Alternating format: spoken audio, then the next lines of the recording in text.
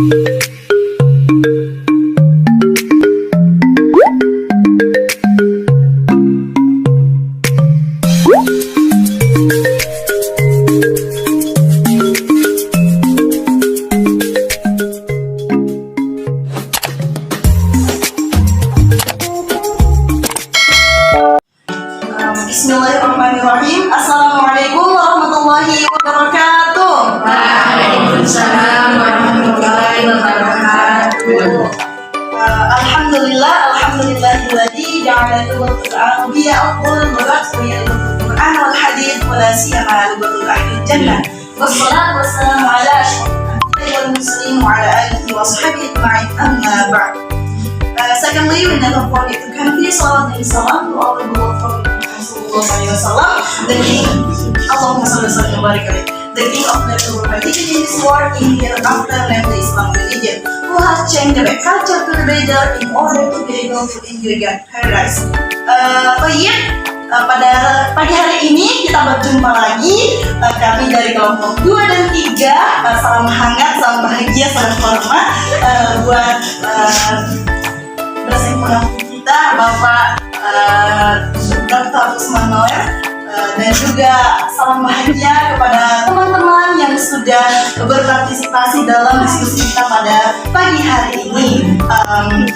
Baiklah, di sini akan tampil 2 kelompok. Ya, kami sendiri dari kelompok 2 yang akan membahas jenis-jenis dan karakteristik media pembelajaran PAI. Selanjutnya ada juga dari kelompok 3 yang membahas tentang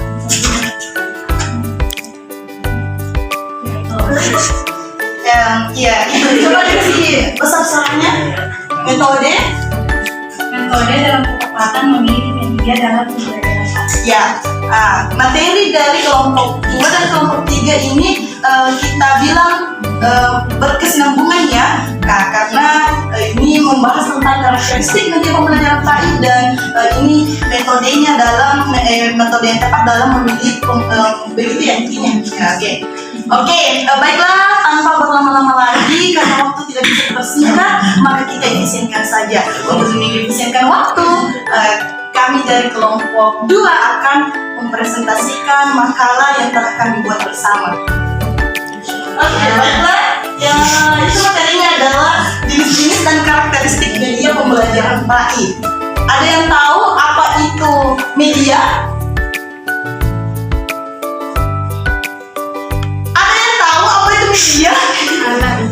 Nah, coba kan dulu, media apa itu media? Menurut asumsi Anda atau pendapat Anda? Media pembelajaran merupakan alat digunakan untuk menyampaikan suatu pembelajaran. Oke, berikan aplaus kepada kami. Ada yang lain? Media itu apa? Salsa? Mulyani? Rini? Ya. Pendapat Kalulu itu saya setuju dengan pendapat Kalulu, sangat benar karena media itu merupakan alat untuk alat yang membantu kita dalam proses pembelajaran. Media ini banyak macam-macamnya, ada media visual, media audiovisual. Sebelum kita membahas tentang macam-macam media itu, kita bahas pesan yang disampaikan oleh sumber atau penyalurnya, yaitu pendidik kepada sasaran atau penerima pesan, yakni peserta didik yang belajar pendidikan Islam. Ya, karena kita ini adalah mata kuliah sumber media dan sumber pembelajaran PAI, jadi kami memberikan definisi media pembelajaran Islam. Nah, tapi pada umumnya yang kita kenal adalah media adalah yang paling gampang untuk dimengerti adalah suatu alat dalam membantu proses pembelajaran. Mengapa dibutuhkan suatu media atau alat? Karena media dapat membuat peserta didik lebih mengerti daripada tanpa menggunakan media. Ya, seperti saat ini kita nih menggunakan menggunakan LCD. LCD ini dapat LCD merupakan media visual atau audiovisual atau audio. Ya, ini merupakan audio visual karena ini bisa bersuara jika disuarakan dan bisa juga dilihat. Nah, seperti film, video itu semua media audiovisual. Nah, macam-macam pembelajaran ini ada media visual. Media visual itu seperti papan tulis. Kan papan tulis tidak bisa berbicara, tidak bisa mengeluarkan suara. Kalau ini bisa.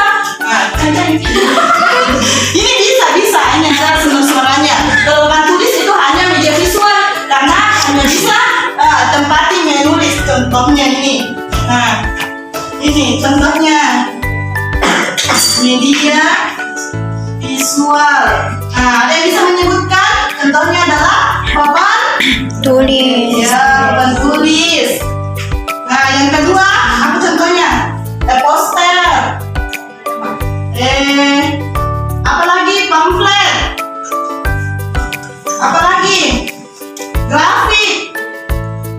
Nah, banyak sekali contoh media visual. Intinya media visual itu tidak bisa bersuara, hanya bisa dilihat seperti papan tulis. Itulah pengertiannya. Pengertian sebenarnya itu bisa didefinisikan menyebutkan contohnya. Nah, kalau contohnya itu pasti peserta didik sudah mengerti karena tepat sasaran. Nah, contohnya itu papan tulis. Nah, dia bisa mendefinisikan sendiri. Papan tulis itu tidak bisa berbicara. Oke, apakah saya terlalu cepat berbicara? Tidak. Ya, oke. Karena masih banyak presenter yang lainnya, jadi kita buru-buru saja. Jadi kita buru-buru saja. Sebenarnya beliau-beliau ini nanti akan membahas mengenai kelebihan kekurangannya, banyak lagi. Ya, oke. Jadi saya ini terlalu cepat bercerita. Operator bisa next.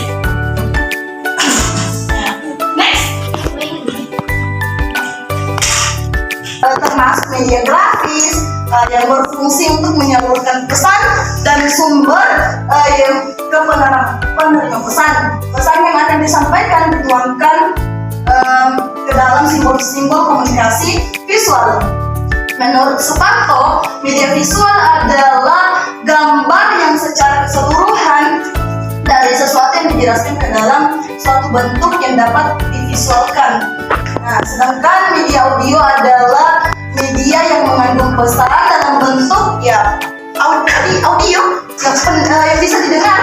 Nah, yang dapat merangsang pikiran, perasaan, perhatian dan kemauan peserta didik untuk mempelajari bahan ajar.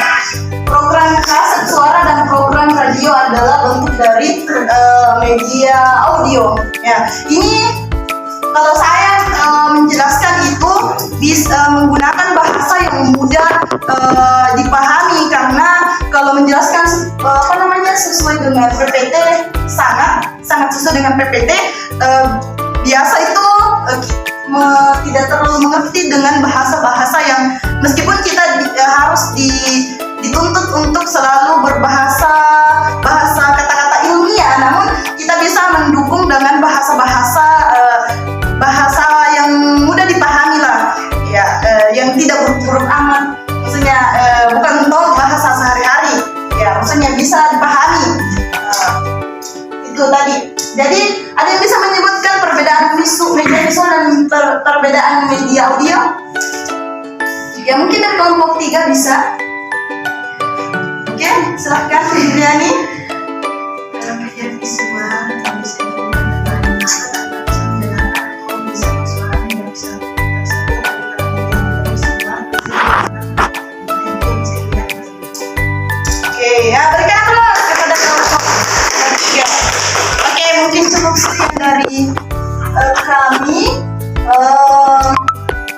Itu tadi nanti akan ada orang ditunjuk untuk menyimpulkan apa itu media visual, media audiovisual, media elektronik, media audiovisual. Tadi macam-macamnya banyak. Oke, mungkin cukup sekian dari saya. Mohon maaf atas segala kekurangan. Thanks for all attention. Yumkin hakada minni. Wassalamualaikum warahmatullahi wabarakatuh.